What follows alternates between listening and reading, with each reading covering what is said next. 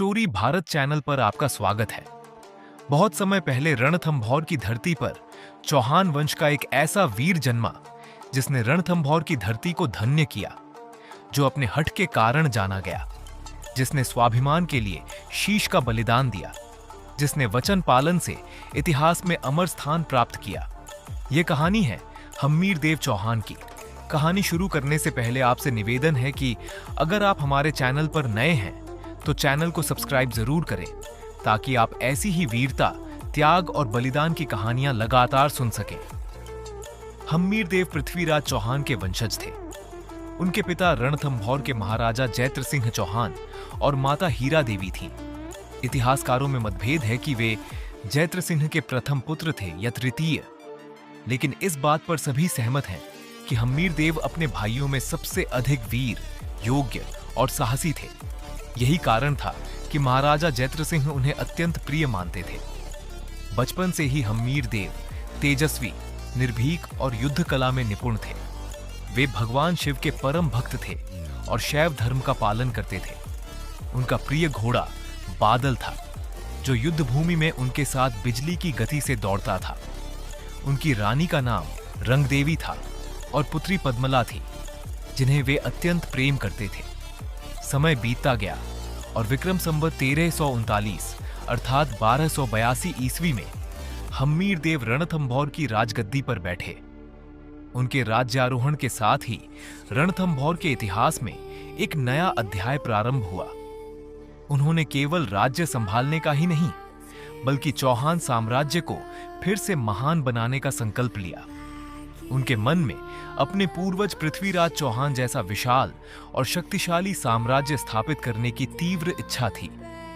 राजगद्दी संभालते ही हम्मीर देव ने दिग्विजय प्रारंभ कर दी। उन्होंने गढ़मंडल, मालवा, मांडलगढ़, चित्तौड़, प्रतापगढ़, काठियावाड़, अजमेर, पुष्कर, ग्वालियर, श्योपुर, टोंक, बूंदी, कोटा और संपूर्ण हाड़ौती क्षेत्र तक अपनी विजय पताका फहरा दी। उज्जैन पर विजय प्राप्त करने के बाद उन्होंने महाकालेश्वर ज्योतिर्लिंग का पुनर्निर्माण करवाया और क्षिप्रा नदी के तट पर भगवान शिव की महान पूजा की। अजमेर जीतने के बाद पुष्कर में शाही स्नान किया। धीरे धीरे रणथंभौर का साम्राज्य इतना विशाल हो गया कि उसकी शक्ति से दिल्ली सल्तनत भी चिंतित हो उठी। उधर दिल्ली में जलालुद्दीन खिलजी सत्ता पर बैठ चुका था। उसने रणथंभौर की बढ़ती शक्ति को रोकने के लिए 1290 ईस्वी में हमला किया। सबसे पहले उसने छानगढ़ दुर्ग पर आक्रमण किया। भारी संघर्ष के बाद वह दुर्ग उसके हाथ लग गया, लेकिन जब उसकी सेना रणथंभौर की ओर बढ़ी तो हम्मीर देव के नेतृत्व में चौहान वीरों ने ऐसा भयंकर युद्ध किया कि मुस्लिम सेना को भारी क्षति उठानी पड़ी और जलालुद्दीन को दिल्ली लौटना पड़ा। 2 वर्ष बाद उसने फिर आक्रमण किया, लेकिन इस बार भी उसे पराजित होकर वापस जाना पड़ा। इन विजयों ने हम्मीर देव की कीर्ति चारों ओर फैला दी। अब वे हठी हम्मीर के नाम से प्रसिद्ध होने लगे थे। 1296 ईस्वी में जलालुद्दीन खिलजी की हत्या करके अलाउद्दीन खिलजी दिल्ली का सुल्तान बना। वह संपूर्ण भारत पर अधिकार करना चाहता था। उसी समय गुजरात विजय से लौटते हुए उसकी सेना में विद्रोह हो गया। विद्रोही सेना नायक मीर मोहम्मद शाह और कामरू अपनी जान बचाकर रणथंभौर पहुंचे और हम्मीर देव की शरण में आ गए। अलाउद्दीन ने संदेश भेजा कि उन विद्रोहियों को दिल्ली भेज दिया जाए, लेकिन हम्मीर देव ने साफ शब्दों में मना कर दिया। उन्होंने कहा, जो मेरी शरण में आ गया उसकी रक्षा करना मेरा क्षत्रिय धर्म है। बस यही बात रणथंभौर के सबसे भयानक युद्ध का कारण बन गई। 1299 ईस्वी में अलाउद्दीन की सेना ने छानगढ़ पर फिर हमला किया। कुछ समय के लिए वह दुर्ग उनके हाथ लग गया, लेकिन चौहान सेना ने पलटवार कर मुस्लिम सेना को बुरी तरह पराजित कर दिया। इससे क्रोधित होकर अलाउद्दीन खिलजी स्वयं विशाल सेना लेकर रणथंभौर की ओर बढ़ा। 1301 ईस्वी में रणथंभौर दुर्ग को चारों ओर से घेर लिया गया। नुसरत खां और उलुग खां जैसे सेनापति विशाल सेना लेकर आए थे। रणथंभौर का किला ऊंचे पर्वत पर स्थित था, इसलिए उस पर चढ़ाई करना अत्यंत कठिन था। किले की प्राचीरों से चौहान वीर पत्थरों और बाणों की वर्षा करते थे। मुस्लिम सेना को भारी नुकसान उठाना पड़ रहा था। घेरा महीनों तक चलता रहा। दुर्ग के भीतर धीरे धीरे रसद और अन्न की कमी होने लगी, लेकिन हम्मीर देव अपने निर्णय पर अटल रहे।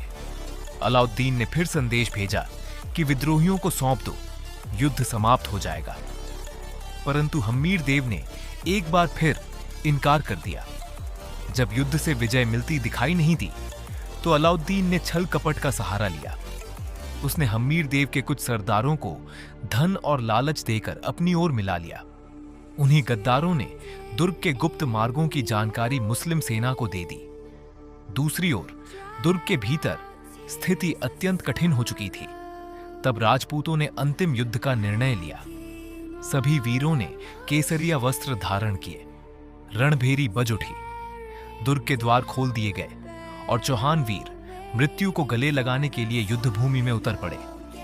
उस दिन रणथंभौर की धरती पर ऐसा भीषण युद्ध हुआ कि तलवारों की चमक से आकाश कांप उठा। राजपूत वीर शेरों की तरह टूट पड़े। उन्होंने मुस्लिम सेना को पीछे धकेल दिया और उनके झंडे छीन लिए। परंतु भागती हुई सेना के झंडे लेकर जब चौहान वीर दुर्ग की ओर लौट रहे थे, तभी किले की प्राचीरों पर खड़ी रानियों ने उन झंडों को देखकर समझ लिया कि राजपूत हार चुके हैं। राजपूती मर्यादा की रक्षा के लिए रानी रंगदेवी ने सैकड़ों राजपूत स्त्रियों और दासियों के साथ जौहर करने का निर्णय लिया। देखते ही देखते अग्निकुंड प्रज्वलित हो उठे और राजपूत स्त्रियां हर हर महादेव का उद्घोष करती हुई अग्नि में समा गईं। कुछ ही देर बाद जब हम्मीर देव युद्ध जीतकर दुर्ग में पहुंचे, तो उन्होंने जौहर की भयंकर ज्वालाएं देखीं। ये दृश्य देखकर उनका हृदय टूट गया। उन्हें अपनी भूल का आभास हुआ। कहा जाता है कि वे सीधे शिव मंदिर पहुंचे और भगवान शिव के सामने अपना सिर झुका दिया। फिर अपने प्राणों का बलिदान देते हुए शिवलिंग पर अपना मस्तक अर्पित कर दिया। इस प्रकार रणथंभौर का महान वीर अपने वचन और स्वाभिमान की रक्षा करते हुए अमर हो गया। अलाउद्दीन खिलजी ने अंततः रणथंभौर पर अधिकार कर लिया, लेकिन वह कभी भी हम्मीर देव के अदम्य साहस और हठ को पराजित नहीं कर सका। इसीलिए इतिहास में कहा गया, सिंह सवन सत्पुरुष वचन कदली फलत एक बार, तिरिया तेल हम्मीर हट चढ़े न दूजी बार। अर्थात जैसे सिंह एक बार संतान देता है, केला एक बार फल देता है और सच्चे पुरुष अपनी बात से नहीं पलटते, वैसे ही हम्मीर देव भी अपने हठ और वचन से कभी पीछे नहीं हटे। आज भी महाराजा हम्मीर देव चौहान का नाम भारतीय इतिहास में वीरता, स्वाभिमान और बलिदान के प्रतीक के रूप में अमर है। अगर आपको यह कहानी पसंद आई हो तो वीडियो को लाइक करें, ज्यादा से ज्यादा शेयर करें और चैनल को सब्सक्राइब जरूर करें। मिलते हैं ऐसी ही किसी और वीरता और बलिदान की कहानी के साथ। तब तक के लिए धन्यवाद।